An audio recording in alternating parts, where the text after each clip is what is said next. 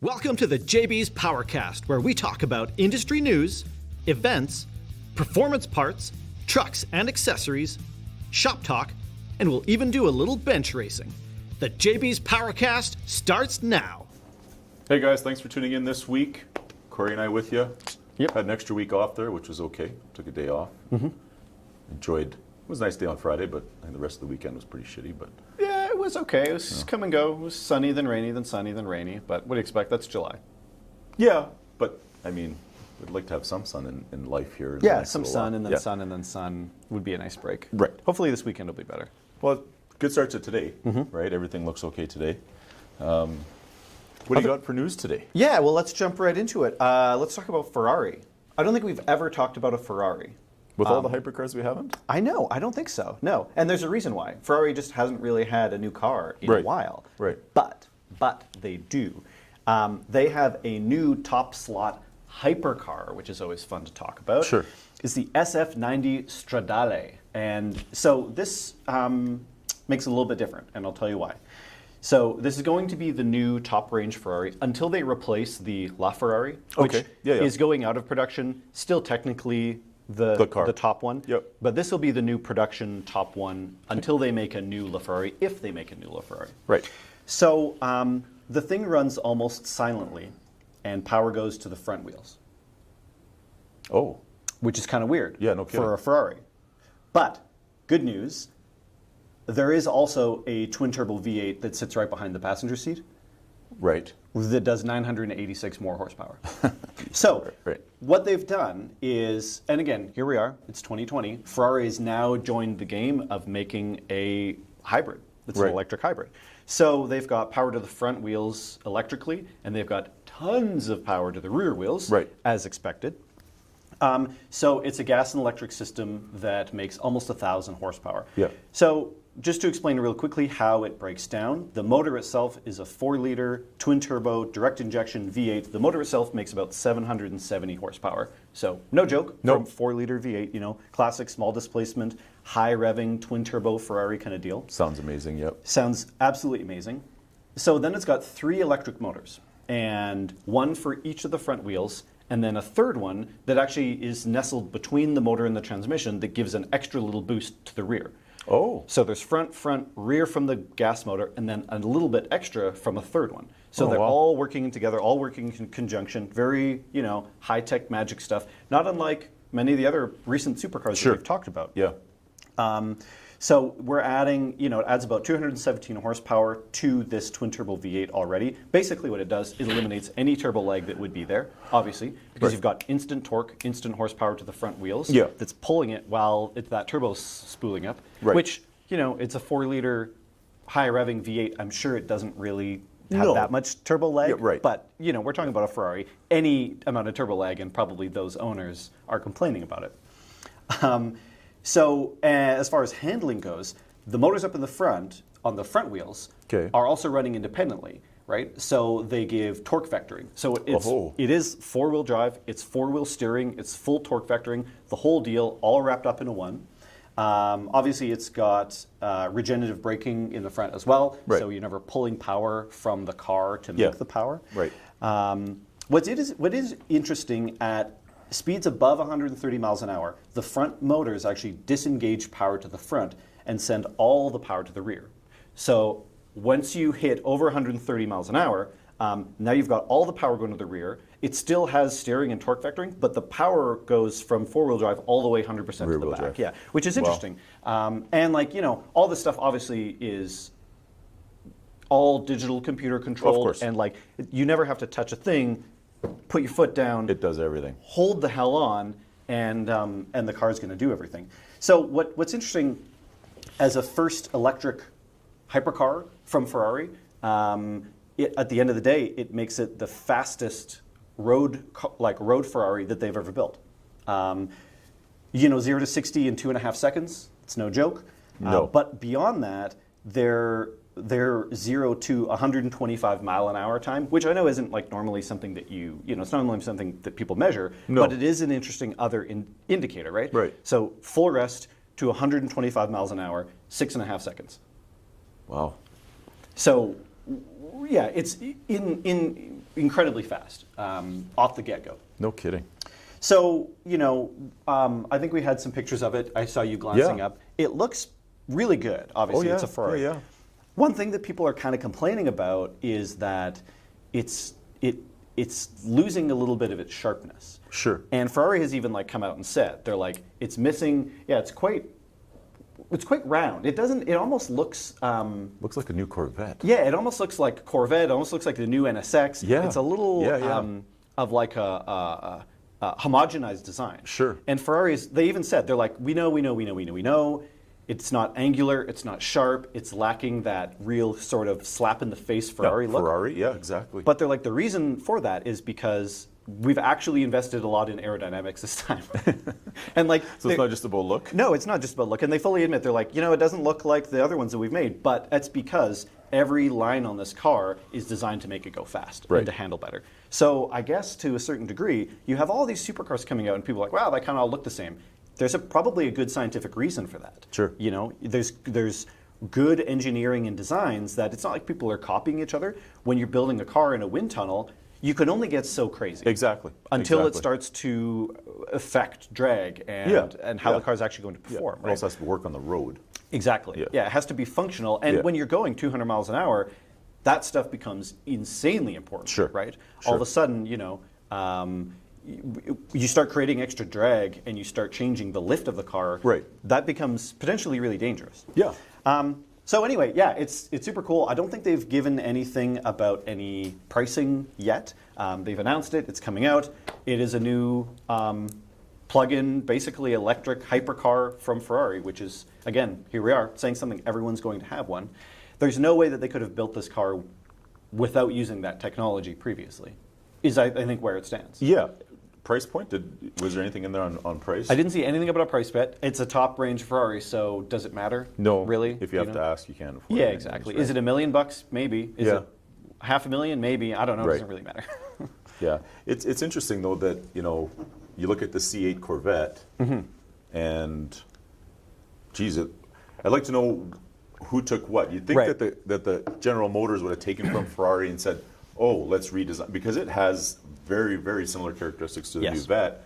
Obviously not technology-wise as advanced or as cool, I guess, with the hybrid, but you can get a Corvette for like 130 grand. Yes, yeah, where this a fraction. One, where this one, again, it's still a Ferrari, but that's cool. I mean, we've said it before, and it's like, as much as people are thinking about efficiency and dual motor and hybrid, dual electric, and the blend between the two, it's still all about going fast. 100%. Well, and it's nice to see that, it's not surprising as much as it's a good reaffirmation that these, car companies, they still want to make sports cars, they still want to make fast cars, they want to make horsepower. Yeah. All these things are still important, regardless of how you make them. Right. There was hybrid, electric. Well, there goes the performance industry. Sure. Not even close. A little bit. Yeah. Almost the polar opposite. Yeah. Now it's we figured out how to make it better, how to make it faster, how to make it corner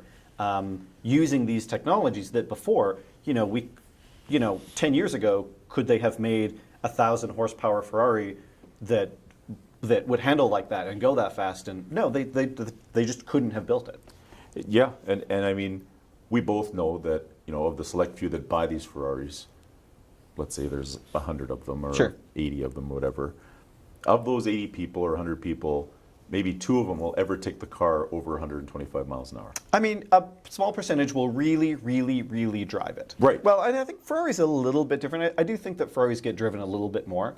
But maybe not a top range Ferrari, is it's a pretty exclusive group of people that buy them and drive them. Sure.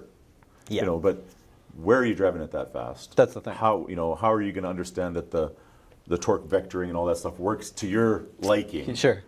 Because again, like we've spoken before, as the average person, even if you have a nice car or a fast car, expensive car, even if we're talking about Mustangs and Corvettes and stuff, you get on the gas, have some fun and stuff, but with just the normal guy capabilities, you're braking way before a professional would, or if you're on a track, it's okay, good. I mean, most people, and most people, I'm most people, most people scare the shit out of themselves long before they get 50% of the power that's available. And the capability of the car. Absolutely. Right? I'm with you on that. So it's cool. They're like, hey, 0 to 125 in 2.5 seconds. That is a rocket ship. Yeah. That I will never experience. Right, like because, I got on it, then they arrested me and took my license Right, away, yeah. and it's on a hook, right? Yeah. But yeah, or like most average drivers who just, not a fault to them, I fall in this same category, who maybe lack the combination of mechanical understanding and experience to be able to make it do that. Sure. Without spinning out or hitting a guardrail or hitting somebody else. Yeah. Having that fear of doing that is what also keeps you totally. Like, I don't want to wreck this thing. I still got to make a payment on it. Yeah. Or I got to make a payment for the next 30 years on it. Yeah. Generational financing. I love it. Yeah. Absolutely. Either way, yeah, it's cool. New Yeah. Ferrari, like I said, that's the first one we've talked about, but they haven't had a new, interesting, real top range car in a long time. Yeah. Right on. Total sort of shift of gears. This is a new old car. Okay. So AC, the English sports coupe manufacturer, Yes. is bringing back their Cobra. Oh, so cool. most people associate this car, of course, with the Shelby Cobra. Of course. Shelby Cobra is probably the most iconic Shelby car ever built, ever. And the root of that car, the foundation of that car, is an AC Cobra. That's right. A lot of people see it and they think, oh, it's a Shelby Cobra. They don't even totally know that there is a car that isn't the Shelby version. But like Right. Shelby didn't build the Cobra. He had to start with something. Right? That's right. So the company is an English company, and they are bringing it back. There's huge demand for these sort of resto-modded classic cars. Yep. So they're remaking them. They're going to re-release them. The modern-day Cobra is going to look exactly line for line like the 1962 original, inside, outside, right down to the wheels, analog instruments. It is going to be a true reproduction. Real cool. The big difference, though, is that they realized that that car, built in 1962, probably doesn't handle that well, probably didn't really go that fast. A 60s British roadster coupe is not really up to today's standards. So obviously they've upgraded steering, brakes, they've made it comfortable, all the things that you expect from a car from 2020 without compromising any of that sort of classic 60s, 50s roadster sort of flair. Yep. So what is interesting is they've given a couple options for motors. I don't even know what the original AC Cobra would have come with. Obviously not the Shelby, but like I don't know. It was probably some little four banger. You would have to think so. Probably. Well, now they've got two options for it. So interestingly, you can actually get a full electric powertrain that makes about 308 horsepower and 368 pound-feet of torque. No joke, in a little tiny... Well, it's got to only weigh like 1,800 pounds. Exactly. And the thing, like, we had some pictures of it, but if you've ever seen anyone beside like a Shelby Cobra or sitting in one, they're small. They're small cars. They really don't take up a big footprint. So if you want to go that route, now you've got an electric Cobra making more horsepower than you need. Yeah. Pretty damn cool. Alternatively, if you don't like the idea of that, if you want something that's got some, some gas and some exhaust and some noise, they are actually going with the 2.3 EcoBoost from the Mustang, right? So the EcoBoost 4-cylinder out of a Mustang. I would suspect probably because it's not the easiest thing to actually cram a modern V8 in one of those. Sure. And to keep the cost down. Now, that still makes 350 horsepower. Again, power to weight, unreal. Insane. And like 325 pound-feet of torque. So, does it go insanely fast? No, but it still does 0 to 60 in about 6 seconds. Yeah. No joke. No, that's a fast car by any normal person's standards. Absolutely. And the electric version is, it's a full electric powertrain, so it's like a direct drive, 2 or 3 speed kind of deal. The gas motor, you've got a 6-speed. So they're not cheap. They're not cheap. If you want one of those, sort of resto mod AC Cobras, you're looking to spend probably at least $100,000 up to $170,000. So, like, again, that's actually reasonable, all things considering. That an F-150 cost $100,000. I mean, that's a good point. Yes, that is a good point. A fully loaded F-150, brand new, costs $100,000 easily. Right. But you can also get, a cool gas-powered little British coupe, and like not find one and restore one. No. Brand spanking new, 0 miles on it. Warranty, everything. Exactly. Interesting though. What vehicle did you drive for your high school graduation? Did you have a car? I didn't drive my car. Right. I drove, so I had a friend, I had an older friend who worked at a dealership. Right. And he got me, because I wanted a kind of a cool car. And like this was 2004, I think. He got me a Monte Carlo. Okay. Yeah, as my grad car. Yep. Which, like, hey, when you're 18, it wasn't brand new, but it was like a couple of years old, Sure, right? sure. Man, showing up and like it was all blacked out, tinted. Yeah, nice car. Totally. Yeah. Why? What did you drive? So it's interesting you brought up that AC Cobra. So my Uncle Gordy, car guy, like real big car guy, and probably got myself into cars more than anything, told me when I was 16 that when you graduate, we had already moved to Alberta from Kelowna. If you graduate and it's all is well. I like the if you graduate. Well, it was a matter of, because my parents were telling him, because he's always had nice cars. And in fact, he'd built 3 67 Cobra AC kit cars. Sold a couple, kept the blue and white one for himself with a big block in it and stuff. Yep. And so the deal was, on your grad, you do well, I'm going to bring that car out for you to drive for your grad. So The Shelby one. The Shelby, Yeah. right? So I was like pumped, and my parents were like, "Oh, make sure he has to get on the honor roll." And he's like, "Just pass." Right, yeah. So I got to thank my uncle for that, because it was just a pass, right? But so for my grad, Main Street Lac-La-Biche, he drives in from Kelowna, the whole family for my graduation. We drop right on Main Street. He opens a trailer. We roll this thing out, and in a small town, that was like the holy shit. What is this? Right. Side pipes, loud exhaust, big block, small. And sure enough, it's the exact picture that Steve has up right now. That's the car exactly. The blue and white wheels. one, yeah. But so graduation day, pulling up, where am I going to park this thing? I parked it at the front door of the high school. So where everybody had to walk in, I just pulled it right in and stopped. As you should have, yeah.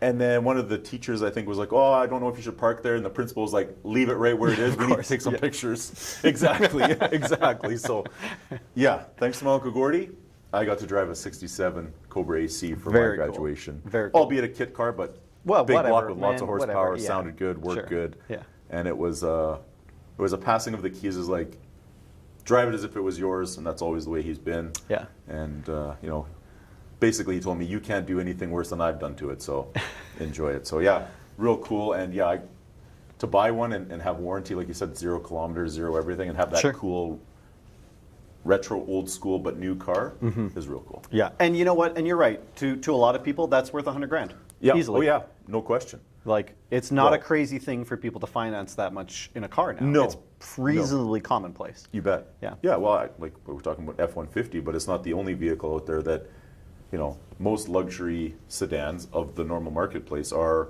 80,000, give or take, plus. Totally, yeah.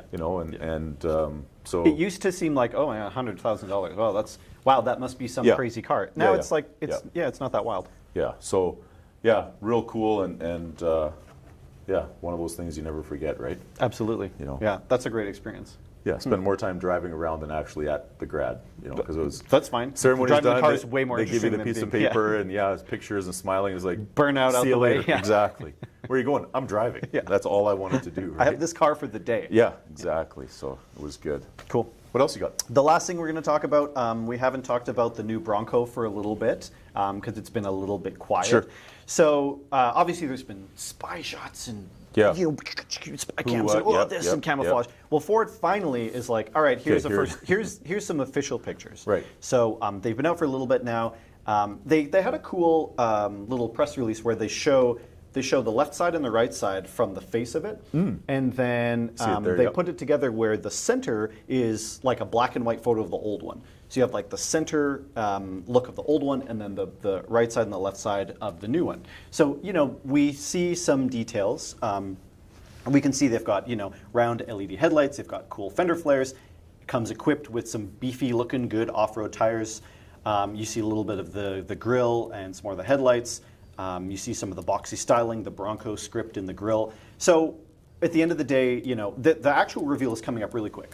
Monday is when the actual here it is. Right. We've all waited. Here's the Bronco with the lights on. With the lights on. Here's the whole thing. Yeah, exactly. But you know, they're actually trickling it at a little bit now, and you know, maybe you just address like, why do we keep talking about this thing? Why is it such a big deal? The Bronco obviously is a pretty iconic vehicle. It was around for a long time.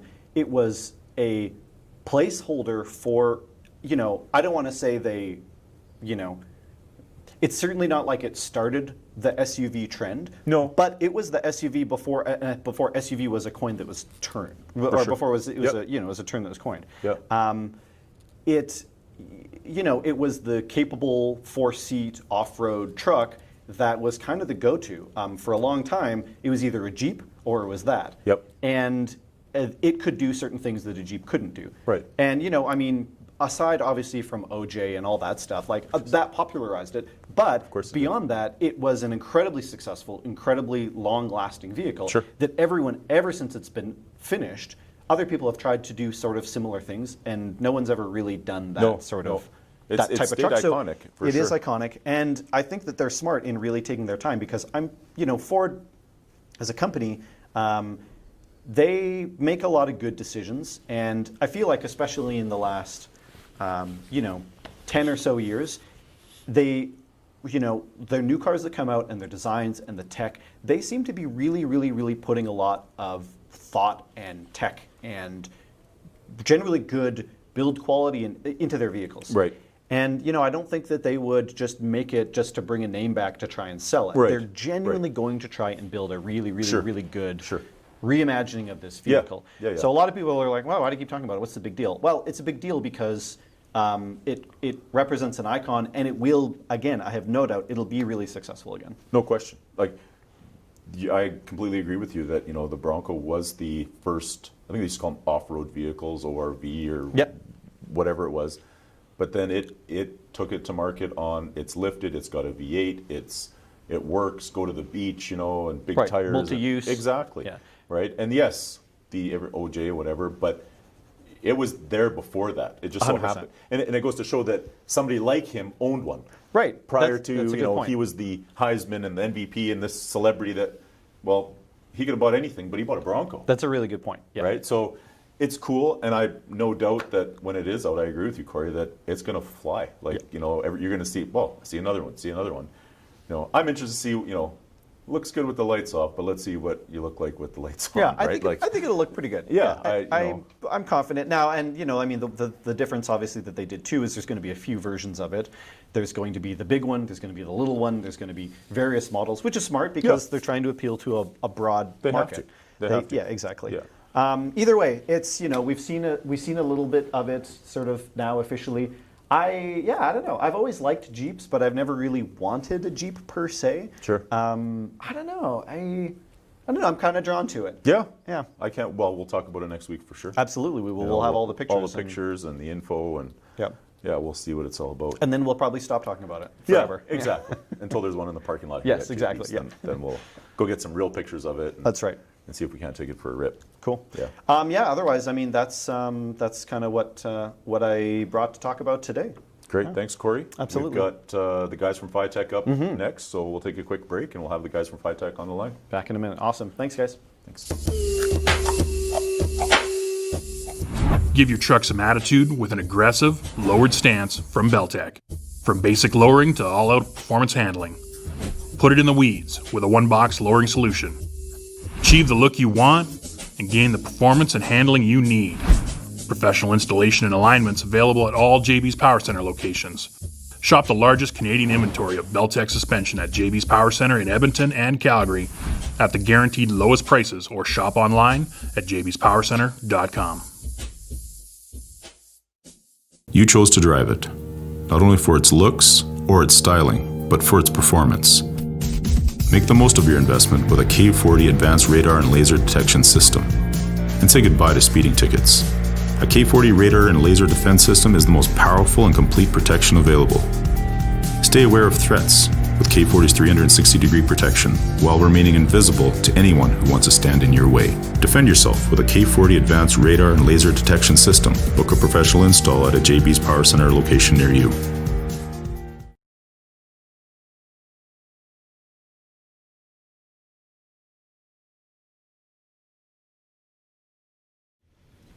Right on. We're back, guys. We've got the team from FiTech on the line. Mike, Jeremy, Bryce, thanks for taking the time to join our Powercast today. Hey, thanks for having us. We're excited about this. So what's the weather like down in your guys' area, and how are you guys dealing with COVID and all the things that the world's bringing us right now? Well, it's hot. Right now we're going to hit a heat wave, so we're going to be in the hundreds and a little bit over. Nice thing about myself, my AC broke yesterday, so we'll worry about that this weekend. And the air down. Yeah, if you could package some air from up there and send it down, that'd be nice. Or rain. COVID, which has been kind of crazy for us, is we went down to a minimum staff for like the first 14 days that the shutdown happened for us. And then after that, it's been staff back up and no days off kind of movement down here. So it's been, to be honest, not really affecting us business-wise, except the deliveries have slowed down. Right. Other than that, we're keeping our heads above water. Well, that's good to hear. I mean, I think everybody's been affected a little bit, some more than others, but I mean, with your guys and what you're telling me here, it sounds like you've got over the hump and hopefully on the upswing all the way through all of this. Yeah, that's what we're hoping. So let's get right into the first question, guys. It doesn't matter who takes it; you guys can decide. But give us a history of FiTech and how the company got started. Well, probably the best person for this is going to be Jeremy, which is one of the co-founders and our lead engineer, current engineer. So I'm going to turn it over to him. Sure. Yeah. I would say the main idea we had back in the beginning was, there was a lot of EFI systems that were in the $2,500 range. Sure. And, that's a major investment that's like a whole engine. So we had the idea to make it under $1,000 and with just a bolt-on throttle body, carburetor style throttle body. And I knew I could do it as far as the control wise, and we could get it made at the company that I was at. And so we knew once we made it, it would be the popular thing. So yeah, sure enough, we got it done. Got it done in 2014, I think, and then we released 2015, and it's been a rocket ship ever since. It's been a game of catch-up ever since. Yeah, it's been a back order ever since. That was the main idea. It was me and my old partner. We knew each other from way back when. I was doing EFI at the OEM level, and so I had some technology to bring with me, and our partners have that technology and the ability to produce it. So it's been ever since then we've been expanding into the LS markets and the port injection stuff, and everywhere that we see that it's either overpriced in the market or the market doesn't know they need it yet, but Right. That's where we're going to go. Well, that's cool. I mean, that's kind of the I don't want to say typical, but the have an idea and have a goal and do a startup and thankfully be successful with it. But I guess that leads into the next question is that you identified that the market had fuel injection, but the cost was way too high. Now, having the idea that, hey, we want to do something that puts it in everybody's capability of owning, but going up against some major competitors, what, for most people, I guess that would cause them to shy away. I mean, when you're looking at, Comp Cams and Holley and these guys, to say, I'm going to go head to head with these guys in the fuel injection market, what drove you to do that? Well, you kind of got to think about how they're price gouging, so to speak. I mean, if we were able to make an EFI unit under $1,000, why are these guys charging you $3,000 and up? Sure. And and that's one note people like, and it's not often you see a small dog try to bite the big dog and be able to back that big dog down a little bit. And that's kind of what our motto is we're going to go toe to toe with big guys. We're a brick and mortar company. If you ever actually, I think you've actually been here. I have. Yeah, I was there last year, or this year. Sorry, in February. You bet.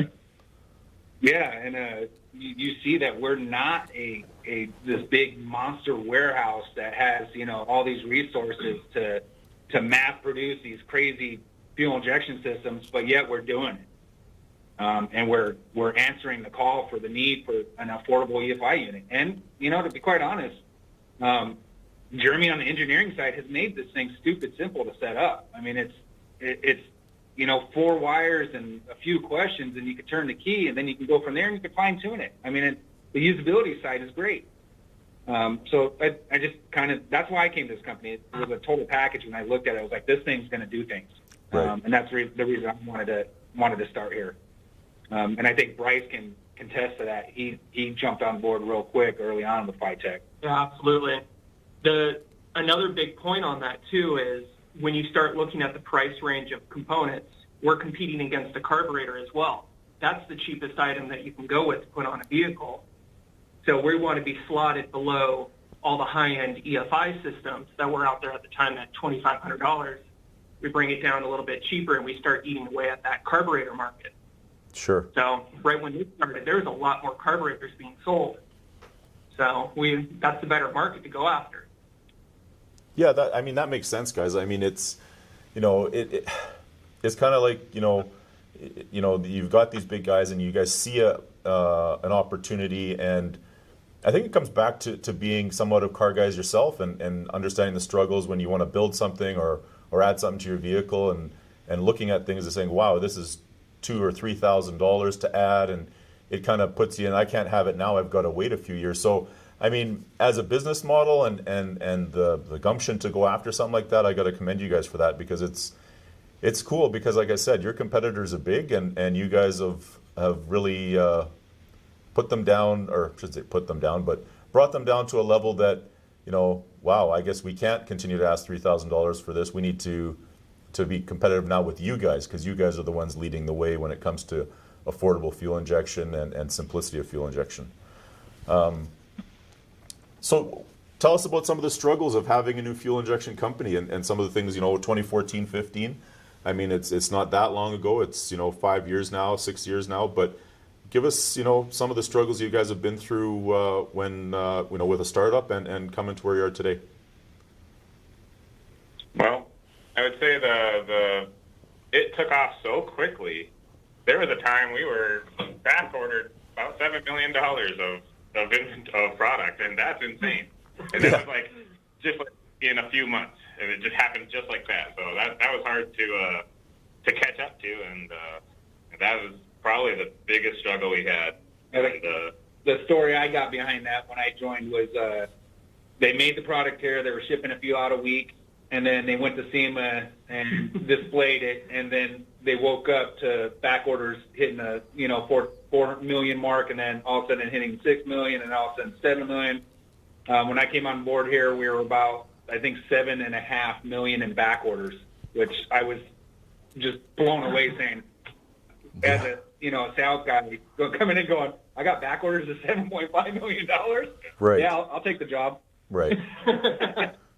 Yeah, as a sales guy, that's kind of like gravy in the mix, right? Yeah, it's perfect. Yeah. And then I think a couple other parts we've had some parts that have been supplied to us that we've had issues with, but we take care of our people on the warranty side. That's one thing that people don't really get, that it's probably hard to get a hold of us because we are such a small company, but once you do, you get customer service, and we will take care of you, and we will back our product 100%. Yeah, I mean, talking to the guys, the three of you guys, or one of the three of you guys, when it comes to any issues, I mean, is, like you said, maybe take a little bit, but once you're there, you're talking to somebody that's sitting right above the production line, and the engineering guys down the hall, and I mean, it's raw, it's real, and it's there, right?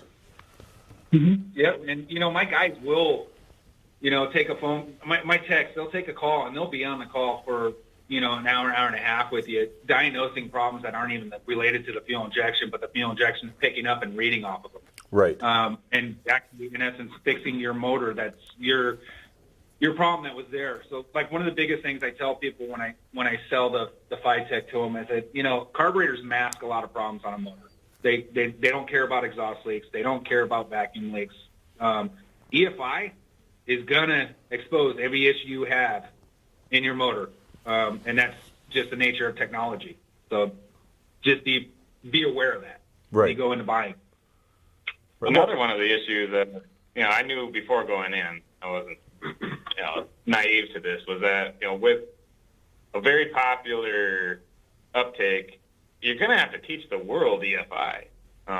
So I had to do as much as possible to eliminate as much as I thought possible in steps involved in getting it running. That was probably the biggest,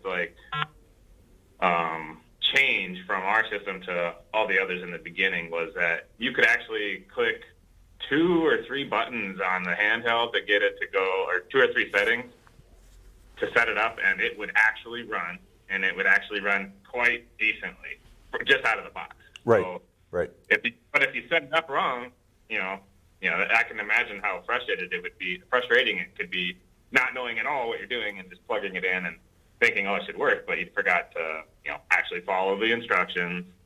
That's the big difference. I think what we changed in the beginning was, people always wanted EFI. Sure. Ever since the 80s, they've been doing it. It's just been, priced out and then in text out. It's too complicated. And we simplified it as much as we could. It's still not, it's still not as, it's still not totally foolproof. Sure. You still got to follow instructions and common sense on some of that stuff. But, it's getting there. Yeah, and I agree with you. I mean, we've done multiple installs here at our JB's Power Center location of the systems. And, I mean, they are, and again, I'm not a mechanic by trade. I'm not, just a hobbyist and a guy that works on his own stuff every once in a while. But, they are, in my opinion, pretty foolproof, if that's what you want to call it. And I don't know if that's the right term or not. But, you follow the instructions and everything works as exactly how you're saying, Jeremy. It's I think sometimes as guys, we figure we know it and we just try to do it and then go back to the instructions after the fact, right? But for the most part, if you follow it step by step, they start. And I've witnessed it here firsthand, and I've seen some friends of mine put them on, and yeah, it works. And then, get out and start driving it, let it start tuning itself, and yeah, so it's interesting. I think the heart of the business is that you wanted everybody to be able to afford one and have the ability to actually install it themselves if they so choose to do that. Mm-hmm. Yeah. I want to switch over, fuel injection. I mean, that's the basis, but I want to start talking about some kits and have you guys give us a run through on your products and stuff. And the first one, let's talk about the throttle body kits, I guess the bread and butter, or the starting of the company, and what's there now, and I guess what's coming down the road. Okay, so we pretty much have you covered from any horsepower range up. I mean, we have 2-barrel systems that people are throwing on Volkswagen Bugs now, to MGs, to all kinds of crazy cars. I mean, we're seeing that thing getting Rotary motors, motors, tractors. I mean, you name it. Generators, farm generators. I mean, it's insane to see some of the videos that people send us. Wow. That this system's running. There's one that cracks me up all the time. I see our EFI 4-barrel 30,003 on the irrigation generators out in the farms, and the guys say these big control boards, they die and they cost thousands and thousands of dollars.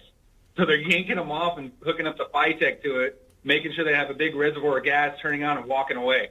Wow. And they're like, we love it, Absolutely. $1,000, I just saved $9,000. So we're seeing that, but we have you covered all the way up to right now 1,200 horsepower, and we can go as low as, like I said, Volkswagen low horsepower.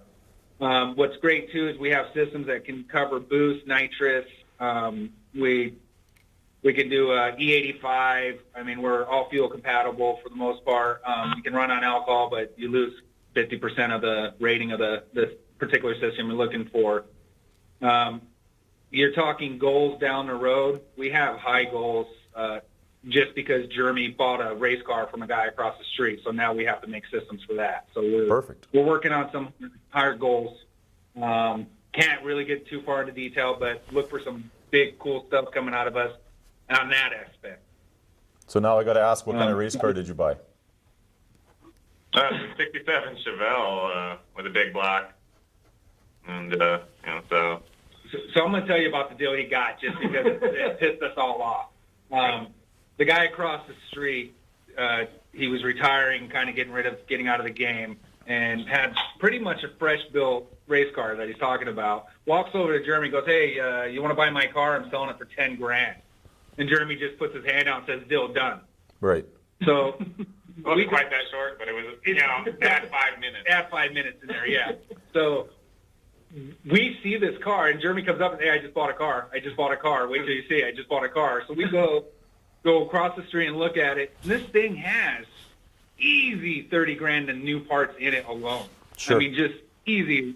I mean, this guy's even giving him the rolling charging station with it. Right. The battery pack, the air compressor. It's like, what the hell, man? He's like, "Sorry, I couldn't let you guys have this deal." Yeah.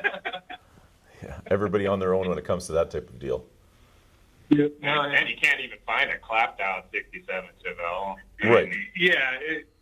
Everything in this thing was like the stars aligned for this guy. But Jeremy did promise me that I get it below that motor. Well, you have to drive the car back as much as I let you. So now the development side of making kits for that thing is very important because I want to drive it. Absolutely.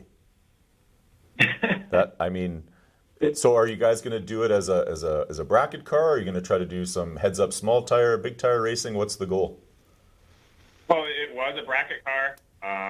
I probably won't even be racing it competitively. I'm just gonna R&D on it. Sure. So that's the main point. But I'm also building another car too. That's going to be like autocross and drag kind of ability. Nice. 69 Nova. We have a few builds going on here that you guys probably start seeing on our social media, so make sure you follow those because they're actually kind of cool content that we have going on a lot of those. A lot of big manufacturers are jumping in on them too, so it's kind of cool to see that happen out of us. Yeah, absolutely. I mean, cool cars kind of what push everything out there and get to see how it works and what it does on certain vehicles. The next thing I want to kind of ask you guys is the advice you would give a customer when choosing the right application, like the right system for the right application. What are some things that you would say, hey, here's a few things you need to just check off. This is what I have, just so that they can get the right FiTech kit. So let's just switch into that on some advice you can give our customers on choosing the right system. So I'll lead, and then I'm going to pass it to Bryce on this. Sure. So the biggest thing I do, and the biggest tip I give people, buy where you want to be. So if you're going to, you got a motor and you're, edging 400 horsepower, but you plan on down the road, not today, but I want to get, heads and throw a bigger cam in there down the road and get some more power to this thing, buy the 600 horsepower. If you're going to do, down the road, I'm going to do nitrous or I want to boost it down the road, buy the power adder. Buy it now so you don't have to rebuy later. I mean, ultimately, I want to save you money. I would love you to buy 5 of my systems, but let's be honest. And our 600 horsepower can do down to 200 horsepower. Right. That's easy.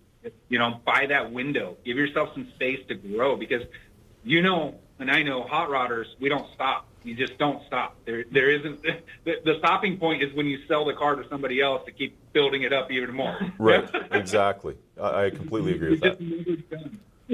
Boring to have a finished car. Yeah. Finished cars are boring, and they're at that point you don't want people to touch them. But I'll let Bryce touch on that as well. Yeah, some of definitely buying where you intend to be is always a big question we bring up. Another question that we always ask people is what kind of ignition system is being used. So with the EFI, we want to use digital type ignition. So we get a good RPM signal. It goes back to, as long as we get good information to the EFI, we'll be able to produce a good end result of the engine running well. So things like a points ignition, if someone calls in and they have points, you say, hey, we got to upgrade the ignition. Check out our friends over at Petronics. They got an igniter module that allows you to convert that ignition over, or buy a new distributor altogether. Right. Update multiple things in the process. But yeah, we kind of want to be transparent about that, because the quality of the motor that the system goes on ultimately shapes your experience with the EFI. So if you have arcing spark plug wires, hey, like, let's correct your ignition wires too in the process. Non-resistor plugs. Non-resistor plugs, yeah. So that's one that gets us a lot. When people say resistor versus non-resistor plugs, another way to say it is race plug, or not like a street plug. Right. So a lot of people hear the word race and they go, yes, I want this, race, race, race. But no, a resistor plug was created for EFI, and that just goes back to the amount of electrical noise that happens in the engine compartment, which now you're putting fuel injection, there's a computer in there and everything. Sure. The easy way to kind of translate to that is people that put stereos in their car and all of a sudden the speakers are whining when you're driving down the road and accelerating. Yep. That's the same kind of noise that gets into the EFI. So if we could reduce that, that helps with the system operating. Gotcha. The other things would be like, fans are you running? Do you have AC? Are you over 600 horsepower? I mean, are you supercharged? Are you going to run E85? The E80 on supercharged, you would have to probably step up to the 1200 horse, almost, unless you're really like a mild 350 with a tiny roots blower. Then you can run the power adder, 600 horsepower. One fan on we have two units that are as basic as we can make them, basically. That's the 30,003 and 5. They're 400 and the Ghost Streets. They're 400 and 600 horse, but they have one fan control, one AC input, cannot control ignition timing, and so those are the basic units. But if you want to do ignition timing control with the EFI unit, then you have to step up to the 30,001 or 2, which are the standard units that have ignition timing. The benefits of ignition timing are for big cams or lumpy cams, you can actually get a decent idle out of them, and you don't have to mess with weights and springs in your distributor to try to get a timing curve that's actually like performance oriented. Sure. And you don't have to run vacuum advance. It calculates a vacuum advance for you and gets it to you. But one thing that I want to make clear too is on the timing control unit, that's a unit that you have to build your own spark map. We put a base map in there, right, but then at that point you would tune it and build your map. Right. Yeah, and it's not like not control either. So there's a lot of customers will be sometimes a little confused, like, oh, that'll just tune itself. Like, no, you gotta put the distributor in right. You still use the timing to set it up. Sure. But, you can program the numbers you want, and if the numbers give you knock, okay, take them down. But, right. Yeah. And people don't understand how a timing map works, and so that's another thing you got to explain is at low loads at high RPMs, you'll want 40 plus degrees, and at full throttle you'll be in the low 30s. Right. So it's based on map, which is like the inverse of vacuum kind of. So you'll see low numbers of map is a high vacuum, and it's kind of hard to explain to everyone, but it's easy once you know what it is. Sure. And I think we all have to, all of us that work on cars, and nobody knows everything, and there's always a learning process to whatever we're doing and whatever parts we're adding or changing, or even if you're doing suspension, the geometry and how it's going to ride and the way it sits, and setting up each corner. There's something to learn on everything you do with a vehicle. So a challenge, sure, but I think as hobbyists and car guys, I think we understand that no matter what we're doing, we're going to have to learn something a little bit. But also the systems do have some learning built in.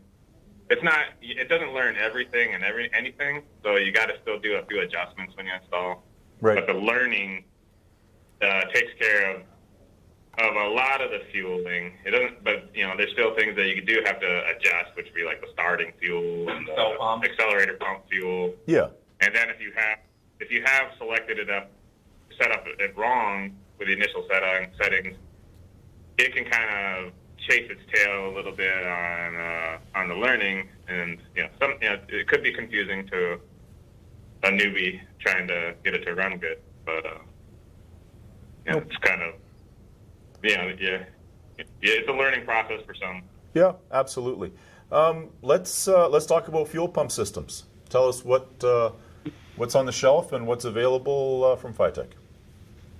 So that's actually great you asked that right now, because I was going to say the other question I always ask is, what are you doing to deliver fuel to the system? Because when you go to fuel injection, your 5 psi pump that you have on your classic car is not going to work anymore. We're looking for two of our units look for 43 psi, and everything else is looking for 58.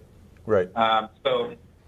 So what we have out now, we've always had an inline hose kit. I'm going to actually go from least to best on this. So inline hose kits, they're pusher pumps. I don't care what brand you buy, they're always going to be a little bit noisier. They got to be lower than your gas tank and within 2 feet. So, but inexpensive, easy to change out. Pump valves, they come with hose fittings, the whole works that you need to get it installed. So it's a great entryway to get into fuel injection.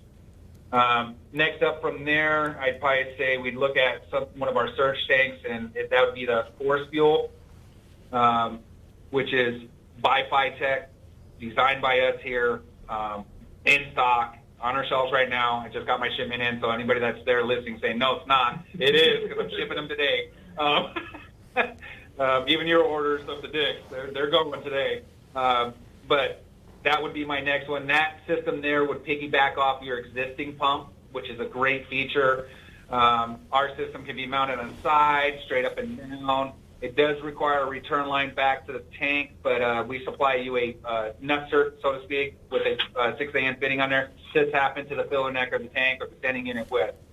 That system is a nice reserve tank as well, too, and that has a submerged 340-liter per hour pump in there and can support up to 800 horsepower. Our inline kit can support up to 600. Sorry about that, I skipped that part. My number one option to sell is going to be the in-tank pump. 50,015 is our retrofit kit that you can drop your existing tank, and you can cut a hole and put our system in there. Very universal. We made ours a little bit better. The fittings go straight out. You have a vent off the back. We even put a nice metal spline support for the pump, so it supports the nipple on the pump, so there's no damage there. Oversized sock filters absorb fuel in the tank. They'll try to eliminate tank slosh issues. And then right above that is buying a complete tank setup from us that we have. That would also take the 50,015, but it would go into a tank sink tank that's baffled and designed, and our system bolts right into there. We have packages there for several cars now. I think we're up to 50 different vehicles that we have tanks for, even more than that. Yeah, 50 different new part numbers on that tank selection alone, with covers close to, I think it's 100 and something cars. Wow. They cross over. So we have that out now. We also just received our first shipment of you guys actually get to know about it before I actually do the press release, of our dual pump force fuel that can support up to 1,600 horsepower.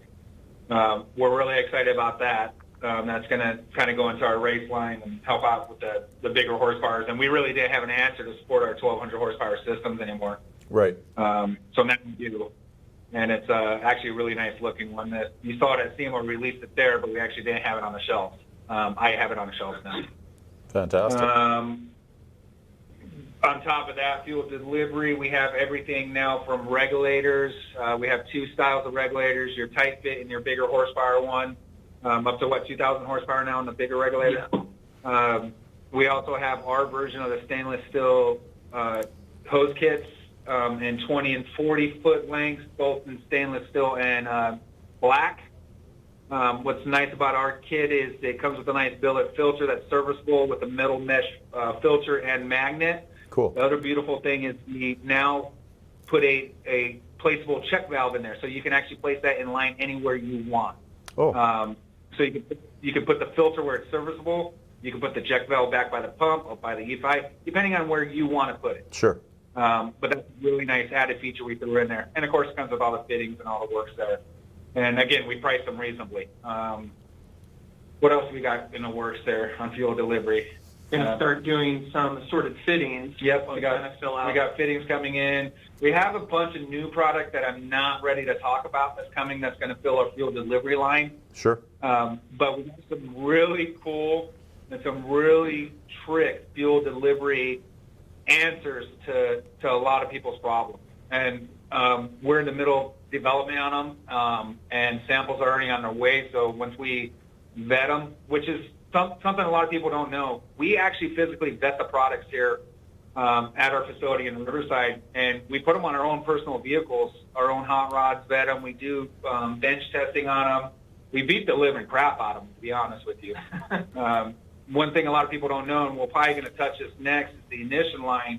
We had ignition LS coils out for over now 3 years that we never released. I just released them this week.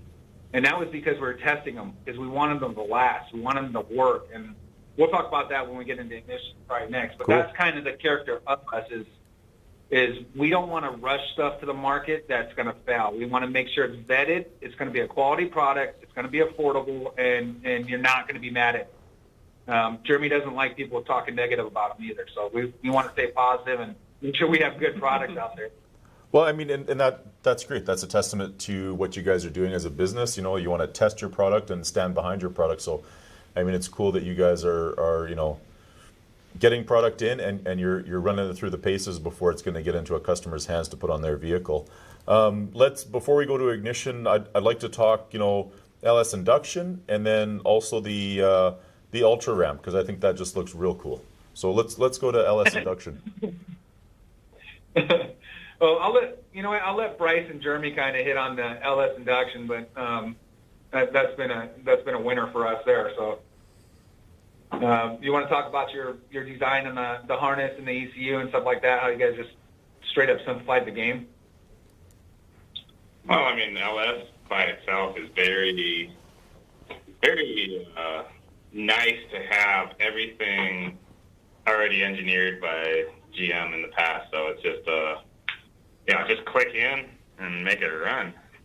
You know, a lot of the customers in the past had to deal with a snake nest of stock harness that had everything in the vehicle tied into it. Sure. So, just make it an engine plus trans option, controller. Not just that, guys, that were doing those GM takeouts and stuff. They would have to take that ECU and find somebody that could flash it, reprogram it.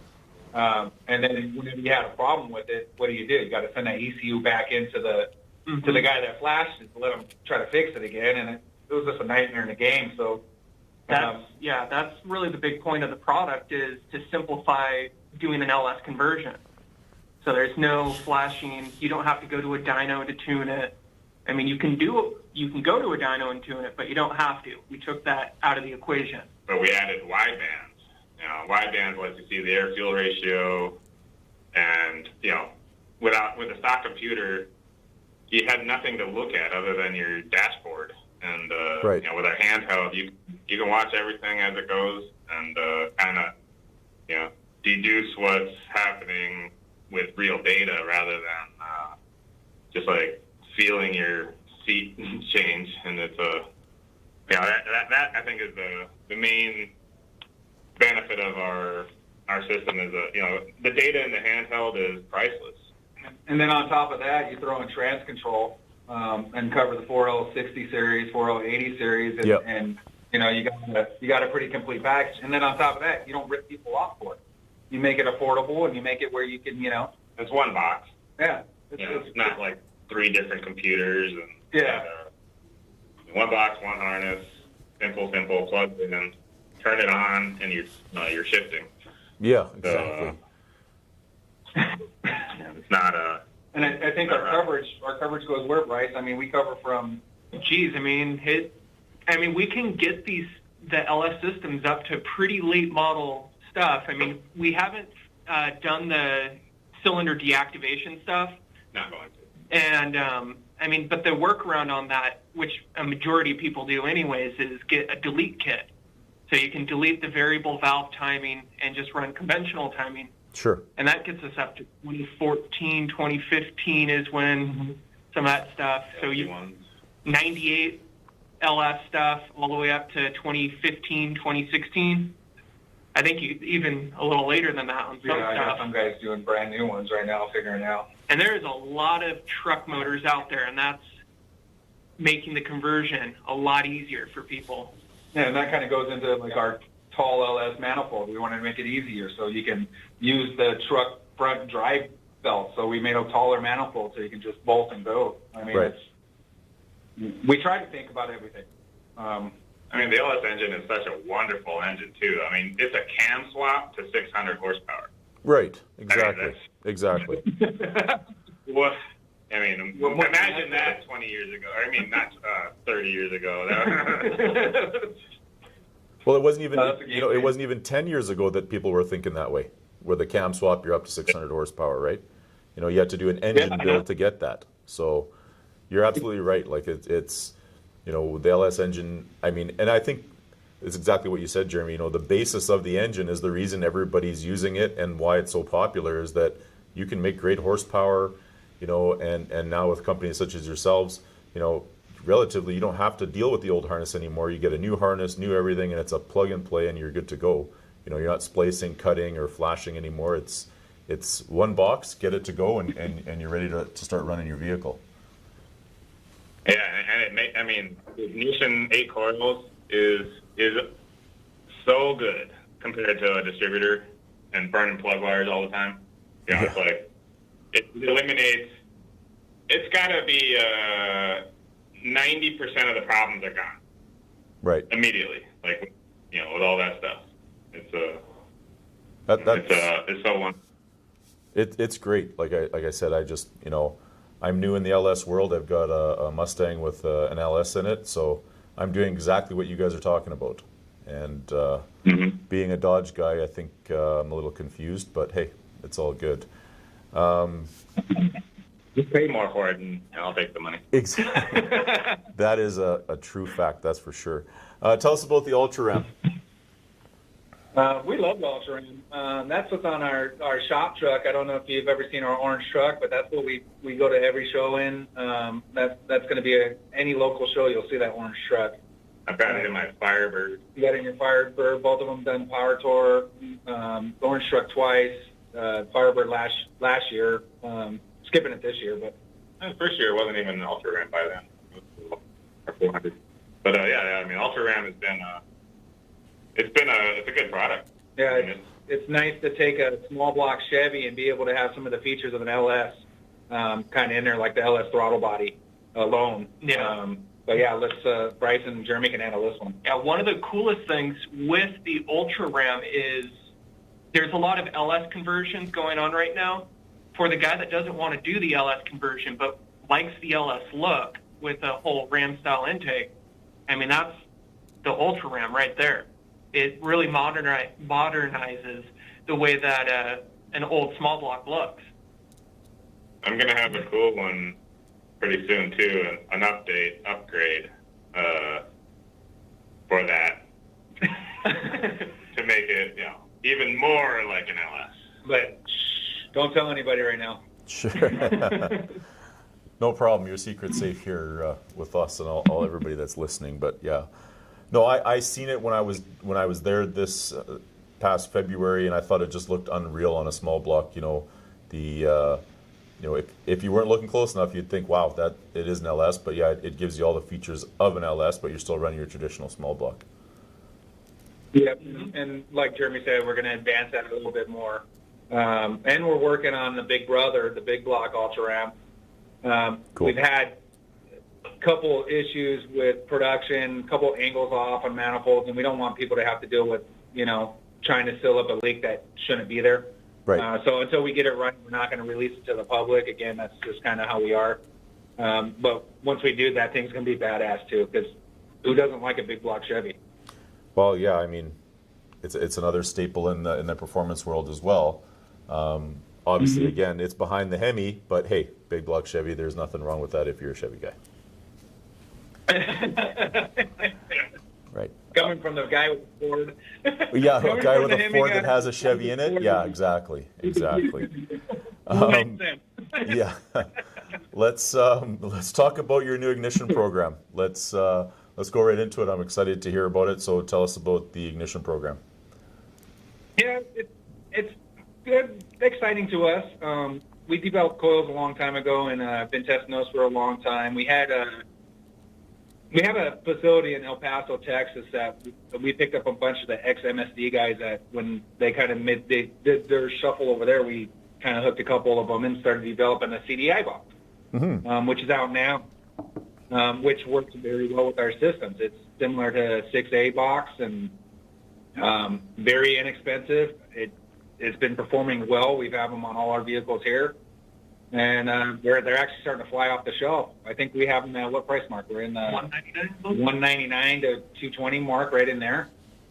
Makes a affordable CDI box, and it's been pairing up with our systems very well. One of the nicest things with an ignition box too is there's a digital tach signal out, which is really friendly to EFI. So it helps with the whole engine running experience. And CDIs can do a lot of improvements as far as like engine starting. It'll fire through a wet plug a lot better than just an inductive spark. Right. And these are the high RPMs without dropping ignition power. So, a typical ATI around 5,000 something, you're getting into the ignition energies that are way down.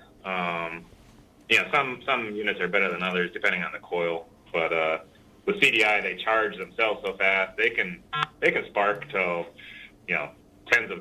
over 10,000 RPM, and not like lose any energy in the process, or nothing significant.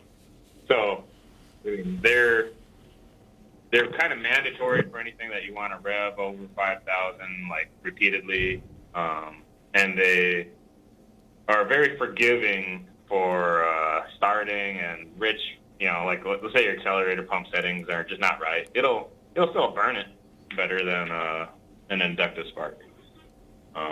With the multiple sparks happening at the lower RPMs, it'll find a way to light it. Wow, that's cool. So with the ignition program, things are on the shelf moving right now, or is there still more R&D and things like that? No, CDIs are good to ship now. The coil packs are good to ship. We have two versions of the coil packs. We have, as we call them, non-blinky and blinky. So one of the cool features that we have on our blinky coil packs is there's a blue LED that'll actually flash while it's igniting, and it actually looks pretty trick. So if you go to just say our Instagram page and look at John Henson's Nova, he actually shows a motor video of them in there illuminating and blinking while it's running with his charger on there, supercharger on there. I mean, it's just ridiculous, but it looks awesome. We're going to be dynoing that car again tonight. He's upgraded pulleys and going to get some more boost. Yeah, we'll have some fresh videos up tomorrow on that one. But yeah, good point on that one. We'll get some videos of up on our social media on Instagram, Facebook, with showing those coils. They're for an LS motor, just to kind of point on that. But yeah, with 8 of them blinking around, you can see what coils are firing, and it is kind of like a cool show. It's a cool show. Yeah, I have guys right now buying them from me for their modern trucks right now. They're saying, hey, I want those. So I actually made a deal today on a set of those for that guy. But again, we made them very reasonable. I think a complete set is in the, what did I say? They're kind of new numbers. On retail, we're about, and this is U.S. dollars, so we're about $330 for a set of 8. And in Canadian, that's about $2,500,000, I think. Give or take. I think we're doing a little better now. I think it's 2.2, but yeah, we understand the conversion here for sure. Do you guys finance these? Because I'll probably get on the finance program with you to get a set, and I'll go with the blinky ones, I guess, too. Yeah, they're great. I mean, I don't know what else you would call them. I mean, it's an LED version, right? But it's but they're cool. That's the thing. They're cool. At first, we were kind of like, I don't know if we want to do this, and then, all right, let's do it. I was against it. And now I like them. I mean, I want to tell them to everybody. It's cool. Yeah. Look like. It's something. It's there. You have the option of getting it or not getting it. So, I mean, at least the option's there for sure. Yeah, and then the ones that aren't blinking, they're actually a little bit less in cost, so that's not a bad feature either. Perfect. But they've been holding up the time with us. We haven't had major failures with them. Jeremy ran them for 2 years in his truck, I think. In my car. And your car, yeah. We had them on a test bench here because we test every LS wiring harness that goes out, and we had a set. I mean, imagine how many thousands of wiring harnesses and how many times we're firing these things off and on, off and on, off and on, and these guys just let them run, and they hold up. Yeah, well, and again, that's a testament to you guys testing the product before the customer gets it. One of the things I'd like to touch on, now is the tech line, and I want you guys to talk a little bit about it. And I know you mentioned earlier on here that a lot of the times you're helping a customer on the tech line deal with issues that aren't fuel injection related. Is that something you would say that ties up the tech line quite a bit, or just give us a rundown on your tech line?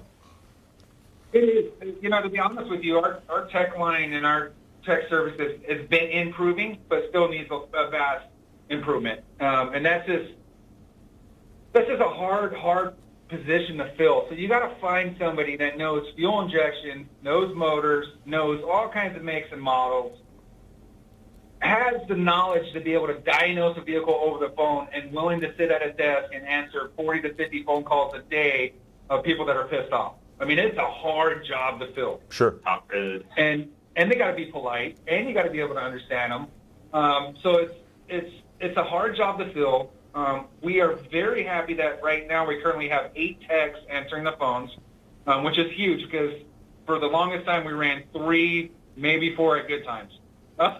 So we got our numbers up. The other great thing that we have is we have other resources.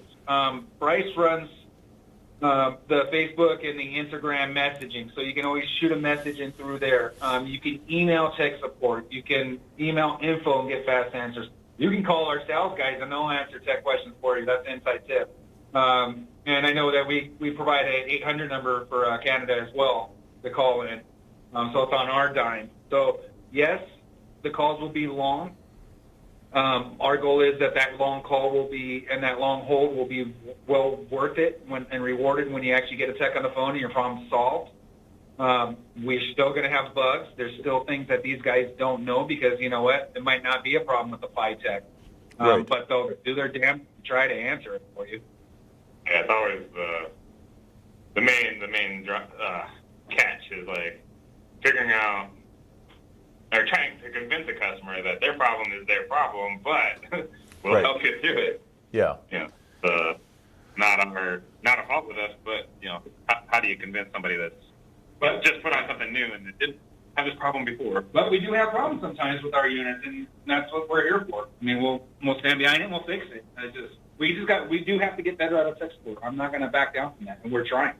Yeah. So to touch on if you know an outlet to us, like mentioned, Facebook, Instagram, phone, email, you reach out in any way. We'll find it and we'll get an answer to you. If the person that's at that location doesn't know the answer, it'll be shuffled over to someone that can answer it. Right.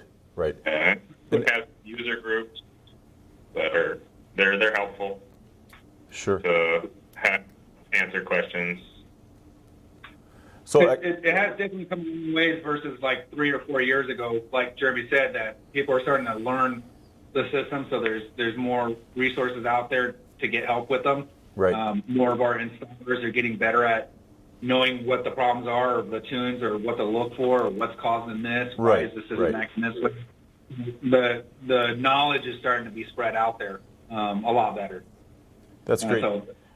I guess, I didn't, now that you guys are saying there's a Canadian tech line, what's the number so we can get it out to our listeners and our viewers? For Oh the my God, I Canadian got to tech look that line. up. I'm going to have to email that and you can post it back again later because I know Sure. it's on, I have it somewhere. No I don't problem. ever pass it out. No, Yeah. never called it, right? He's looking at. I'll look it up real quick. I'll just shoot a quick message over to my, But- up by my desk. Like mentioned with like our tech services, so email-wise, techmail@FiTechEFI.com. Our social media is usually FiTech_EFI. So like on Instagram or Facebook, find Sure. us, message us. The user groups that Jeremy brought up is just FiTech user groups. And the Canadian phone number we just grabbed is 877-521-7787. So, That's great. yeah, for anybody in Canada, yeah, ring up that number. That goes to our general sales line, and it's It's on our dial. toll free. Yeah, that's real cool. Yeah. Yeah, again, 877-521-7787. Right on. We just posted that right now, so that's great, guys. So I know you touched a little bit on. We have a question, or actually two questions that have popped up here. I guess I'll ask those right now. One of them is from a customer of JB's that runs Go EFI 600. He runs it on his bracket car and he loves it. So he's got a couple of questions here. I'll start with the first one. Is there a pro touring online course that FiTech puts on so owners can better understand their tuning of their EFI?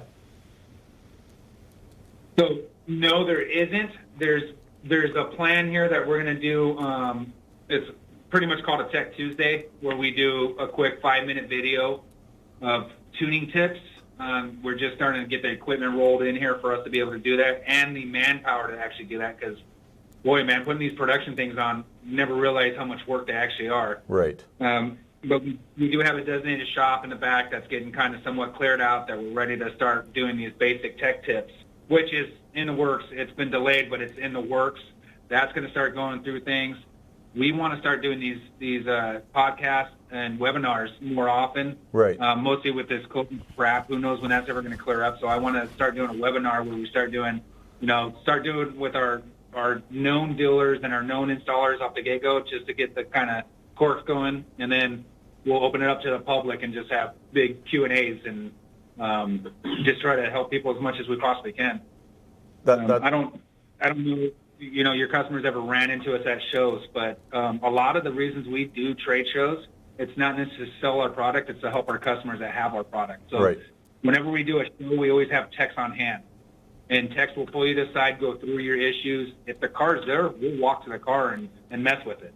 So don't ever be afraid to come up and ask us questions at a show, because we always have somebody that has brains at the show to answer these questions.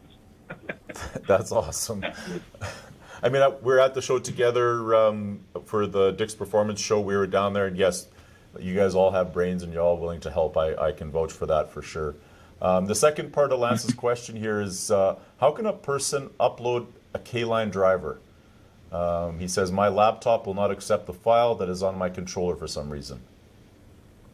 Bryce is probably going to lay this out pretty simply. It's by a block. Yeah, my assumption on that one might be is that Windows 10 has a driver signature that needs to be disabled. So if he reaches out to us, the trick, call in with the toll-free number, hit sales, and ask for me, Bryce, BRYCE. And the basic idea, though, is when you're restarting your laptop, hold shift. It'll give you some special options to restart into like a safe mode with I think it's number 7 option on there, I think is what it was driver signature enforcement. Or even like startup options, driver signature enforcement, disable. You start up and then you install the driver. And then it'll be installed. Yeah, if that was confusing, call me. I'll send you the instructions. It's restart, holding shift, find that startup options, and then driver signature enforcement disable. Install the driver, should be good to go. And then, when you're connecting your laptop software, you connect it to the laptop and to the handheld. And then the handheld, there's an option for K-line driver mode or laptop connection mode on the newer handhelds. And then on your laptop software, it should detect the K-line port. If it doesn't, you can check to see if it's detecting it with your, what is that? Device manager. Device manager. Yep. And you can change the port number on that if you had to. But hopefully that, confuses them enough to call in. To call in to talk to you guys, yeah. That might be the thing to do. But yeah, Lance is listening. He's on right now. We've put it on there to give Bryce a call if he has any other questions, but that's great. So just wrapping up here, guys, any last thoughts that you want to put out to the customers, the base, about FiTech? We have some cool stuff coming. Special features, race stuff, new market areas for throttle bodies, and we're going to show Ford some love. We got some Ford products coming out. Let's see, and we haven't dabbled into the LT ones yet. So hang on for another year or so on that. But I think the rest of this year is going to be just focused on more customer services. To be honest with you. We have products in play that are going to be released.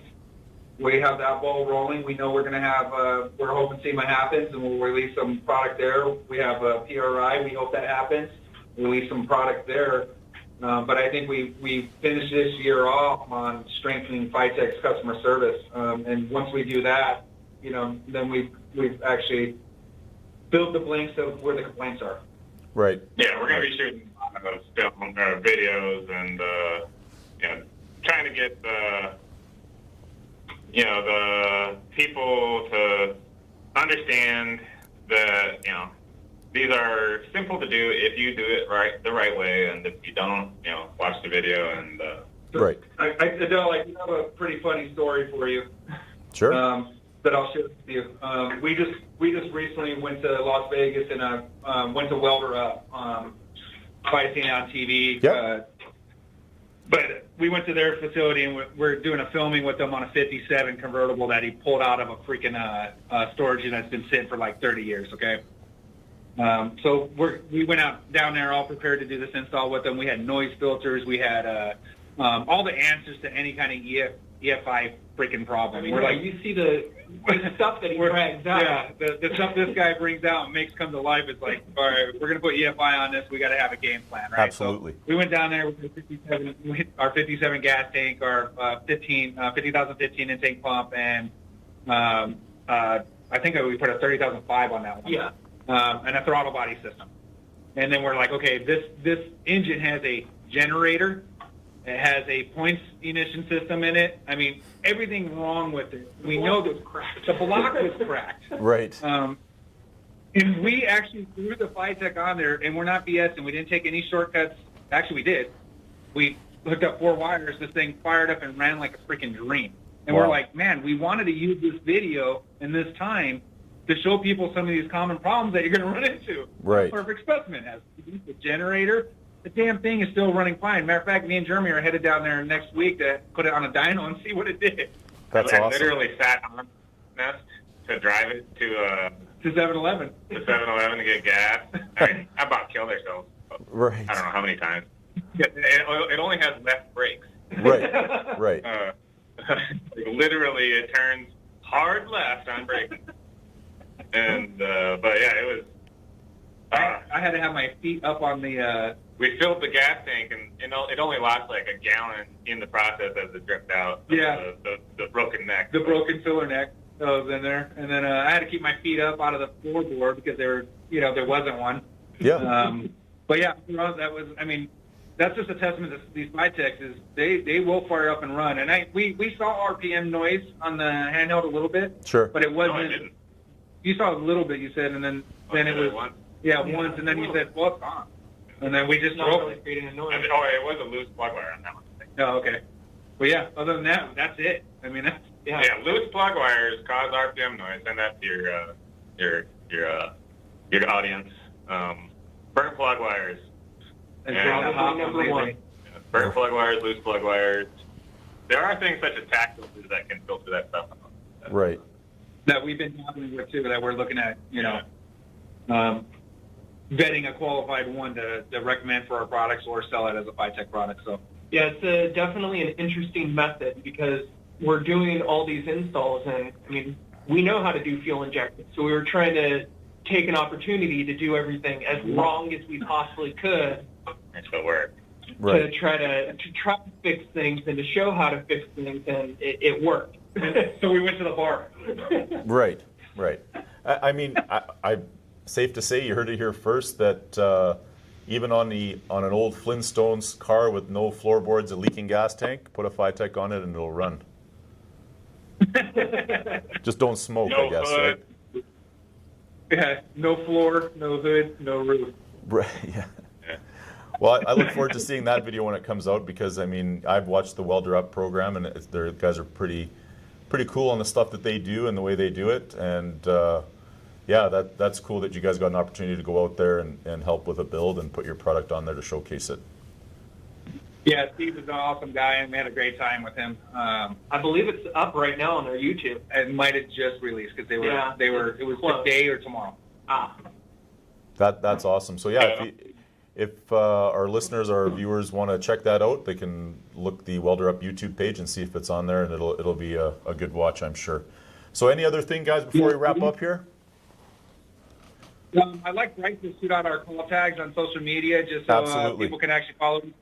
We've been putting a lot of content up there, really striving. I mean, Jeremy and myself, we have our own personal ones that we've been throwing information out there in the shows we go to. I'm FiTech_Mike. And then you have Bryce shoot off the... All right. Instagram and Facebook are both FiTech, FiTech_EFI. If you got an EFI system from us and you got questions, direct message us, write comments, we'll reply to you. Also, share your stories. We love seeing what you guys are doing, how it's working. We'll repost it and give you guys love. I mean, we're just one big community here, and we're trying to share your guys' successes as well. A big note on that one, we're touching with DD Feed Shop. He's up there.